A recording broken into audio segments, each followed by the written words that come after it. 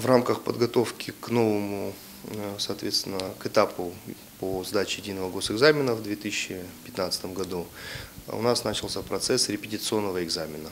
Все выпускники 11 классов в режиме реального времени в максимально приближенных условиях сдают, соответственно, русский язык.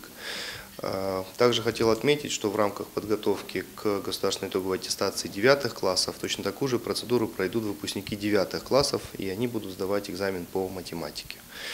В целом хотел еще раз отметить, что для нас это очень важно и ответственно, что уже начиная с марта месяца мы начинаем подготовку к основной волне.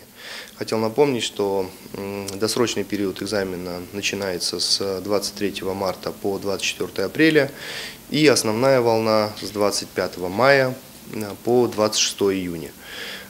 Поэтому сейчас у всех наших выпускников есть возможность попробовать себя в сдаче экзамена по русскому языку, а также по предметам по выбору.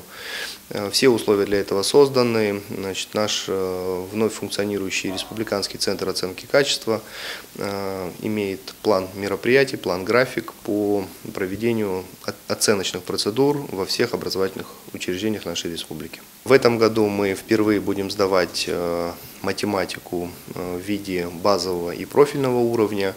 Мы к этому особенно готовились, были проведены ряд встреч, семинаров, обучающих семинаров для учителей и, соответственно, для выпускников. У нас все происходит в штатном режиме, соответственно, мы делаем поправку на период карантина и не учебы. Соответственно, совместно с метод-центрами управления образования районов мы будем предлагать вводить изменения в учебный план для того, чтобы максимально наверстать все те упущенные занятия, которые были у детей.